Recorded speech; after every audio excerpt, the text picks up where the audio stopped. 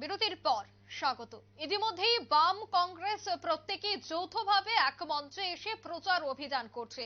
তারই মধ্যে খবর, সংবিধান রক্ষা এবং গণতন্ত্র প্রতিষ্ঠার ডাক দিয়ে এবার ভোট প্রচারে নামতে চলেছে ইন্ডিয়া জোট।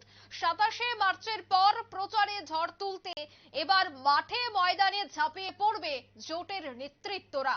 পাহাড়েও কংগ্রেসকে সঙ্গে নিয়ে প্রচারে থাকবে বামের নেতৃত্বরা। সে বিষয়ে বিস্তারিত জানবো। টেলিফোন লাইনে রয়েছে নিউজ ভ্যানগার্ড প্রতিনিধি বিপ্লব চন্দ্র। বিপ্লব দা, 27শে মার্চের পর প্রচারে ঝড় তুলতে আবারও এক মঞ্চে এসে পাহাড়ে তারা তাদের জমিকে মজবুত করতে প্রচারে নামছে, কি বলবে? দেখো, সেটা বলার একমাত্র কারণ যে দুটো দল, ইন্ডিয়া জোটের যে দুটো দল এবার একসঙ্গে রাজ্যে নির্বাচনে লড়বে, সে হলো সিপিএম এবং কংগ্রেস। নীতিগত আদর্শে দুটো ভিন্ন হতে পারবে, কিন্তু সেক্ষেত্রে এবছর কিন্তু এই কংগ্রেস এবং সিপিএম দল যৌথভাবে ময়দানে নেমেছে এবং এই ময়দানের জোর প্রচার শুরু করবে আগামী 27শে মার্চ। অর্থাৎ 27শে মার্চ কিন্তু তারা প্রথম মনোনয়নপত্র জমা দেবে পশ্চিম ত্রিপুরা আসনের বামফ্রন্ট এবং ইন্ডিয়া জোটের মনোনীত প্রার্থী যে আশিস কুমার সাহা, এবং তারপর কিন্তু তারা পূর্ব ত্রিপুরার মনোনীত আসনেও তারা সেই প্রার্থী মনোনয়ন জমা দেবে এবং তারপরেই কিন্তু ভোট প্রচারে তারা নামবে।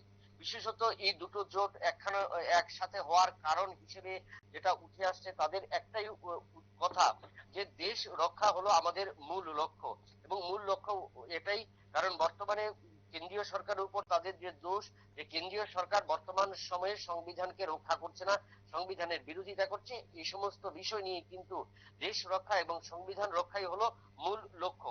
এবং সেই ক্ষেত্রে দুটো দল আগে পারস্পরিকভাবে একে অপরের বিরোধিতায় ছিল, আজ সে দুটো দল কিন্তু একই মেরুতে একই জায়গায় এসে দাঁড়িয়েছে।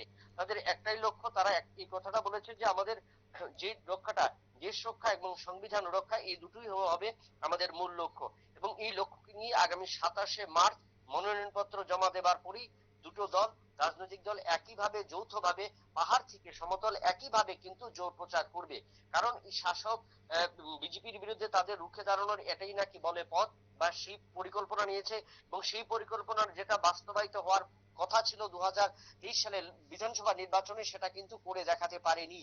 যার কারণে কিন্তু বিভিন্ন রাজনৈতিক দল পাশাপাশি ভোটারদের কাছ থেকে তারা কিন্তু সমালোচিত হয়েছে যে দুটো মেরুতে দুটো দল কোনো সময় মিশবে না, কারণ এক পক্ষ বলেছিল তেল আর জল নাকি কোনোদিন মিশে না। তো সেই জায়গায় যে এই সমস্ত উক্তি উঠে এসেছিল 2023 লোকসভা বিধানসভা নির্বাচনে, সেটাকে কাটিয়ে কিন্তু এবার যে ইন্ডিয়া জোট নতুন ভাবে এই ত্রিপুরার বুক থেকে নতুন ভাবে একটা নতুন আলোড়ন তৈরি করতে চাইছে।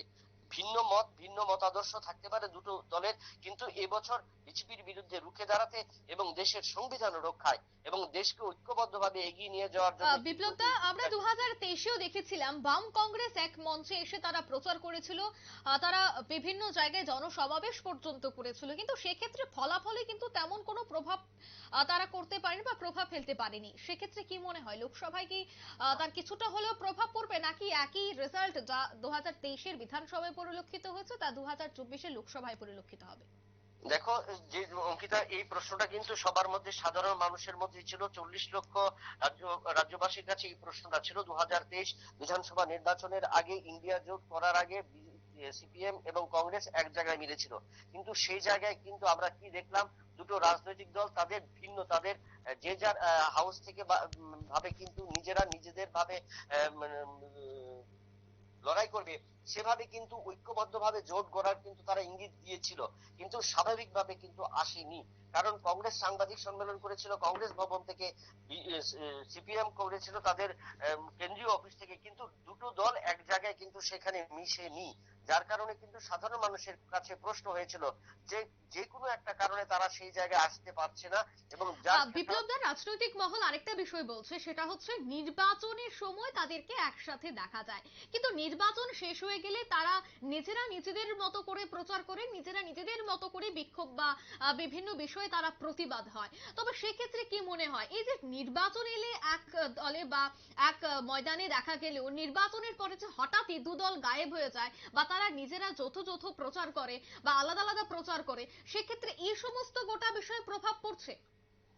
দেখো প্রভাব পড়ছে বলতে, দেখো অতীতে তারা অপেক্ষা করেছিল যে 2014 সাল থেকে যখন কেন্দ্রে বিজেপি সরকার গঠিত হয়, তারা তারপর কিন্তু 14 সালের পর 19 সাল পর্যন্ত, সেই 19 সাল পর্যন্ত তারা অপেক্ষা করেছে, যে সেই জায়গায় দেখেছে যে কংগ্রেস নিজেদের ক্ষেত্রে নিজেদের ভিটে মাটি ছাড়া হয়েছে।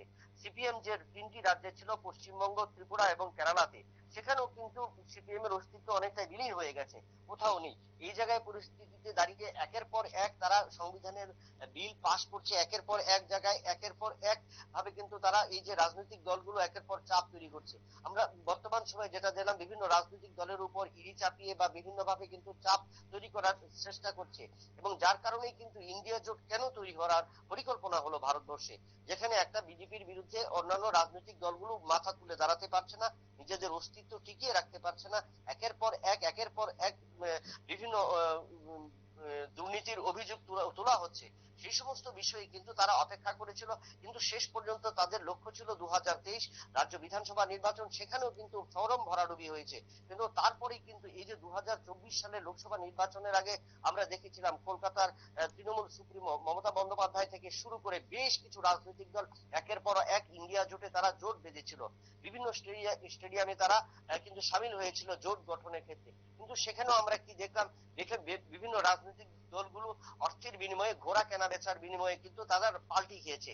তো সেই জায়গায় দাঁড়িয়ে বর্তমানে এই পরিস্থিতিতে যদি ভারতবর্ষের তাদের অস্তিত্ব টিকিয়ে রাখতে এবং সংবিধান রক্ষার যে তারা মূল স্লোগান নিয়েছে, সেই স্লোগান নিয়ে যেহেতু এবার নির্বাচনের এই 2024 লোকসভা নির্বাচনকে সামনে রেখে এসেছে, তাহলে মনে হয় যে বিগত দিনে 2014 সাল থেকে 2023 সাল পর্যন্ত কংগ্রেস এবং সিপিএম এবং অন্যান্য রাজনৈতিক দলগুলো এই জোট গঠনের ক্ষেত্রে যে সমস্ত ভুলগুলো করেছিল, সেই সমস্ত ভুলগুলো আর তারা করবে না। কারণ তাদের কি শিক্ষা হয়েছে, একের পর এক 125 বছরের একটা কংগ্রেস দল যারা ভিটে মাটি ছাড়া হয়েছে, কোথা থেকে? এই ভারতবর্ষ থেকে।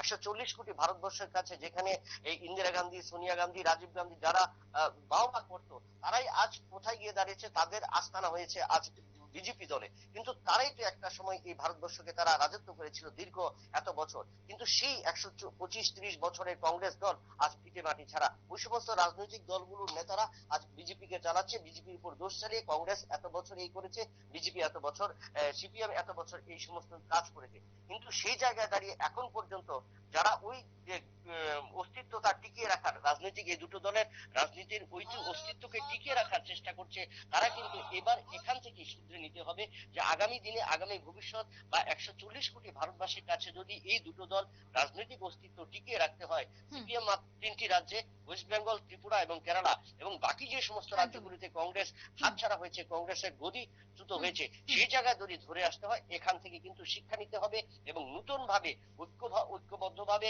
এই রাজনৈতিক দল যারা রাজনৈতিক ভোট আসছে, ভোট মতো চলে যায় এবং ভোট দেওয়ার পরে তারা নিজেদের অস্তিত্বে নিজেরা সামিল হয়, তা থেকে কিন্তু বেরিয়ে আসতে হবে। এবং সেই ক্ষেত্রে যদি ভারতবাসীর কাছে নতুন করে দল তৈরি করতে হয়, যার নাম দেওয়া হয়েছে জোট, সেই জোট তৈরি করতে হয়, তাহলে কিন্তু এখান থেকে তাদের শিক্ষা নিতে হবে। অঙ্কিতা, ধন্যবাদ বিপ্লব দা। অর্থাৎ সংবিধান রক্ষা এবং গণতন্ত্র বাঁচাও এই স্লোগানকে সামনে রেখে বাম কংগ্রেস তারা যৌথভাবে এবার প্রচারে নামছে। তারা বিভিন্ন কর্মসূচি ইতিমধ্যেই হাতে নিয়েছে। নিয়ে নিচ্ছে ছোট্ট একটি বিজ্ঞাপন বিরতি, সঙ্গে থাকুন।